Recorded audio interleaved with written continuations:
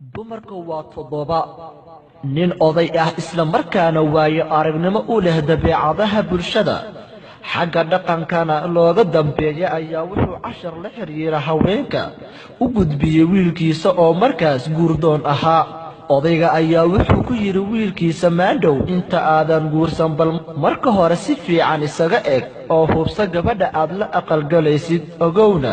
inay haweenku u kala baxaan toddoba nooc kuwaasi oo kala ah kow ildheer waa gabadha indhaha un wareejiso oo la raacda wixii cusub ee dhar alaab guri iyo qalab lagu xarakoodo iyo wixii la mid ah ee suuqa ku soo kordha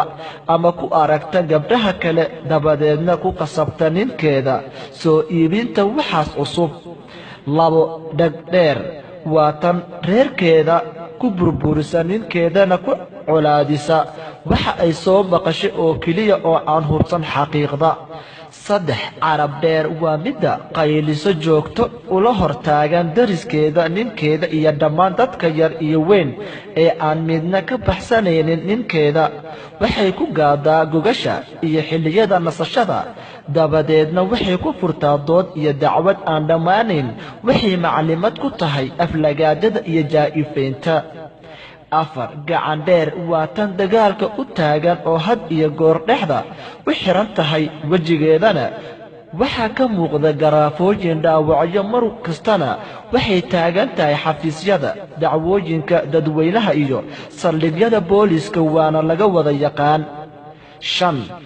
lugdheer waa tan wareegga badan ee aan laga helaynin gurigeeda markuu ninkeeda yimaado guriga waxaa ka soo hor yimaado quful weyn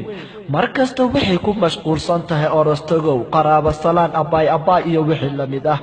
lix joog dheer waa mid qurux badan oo dhammaystiran isla markaasina leh joog iyo jamaal ragguna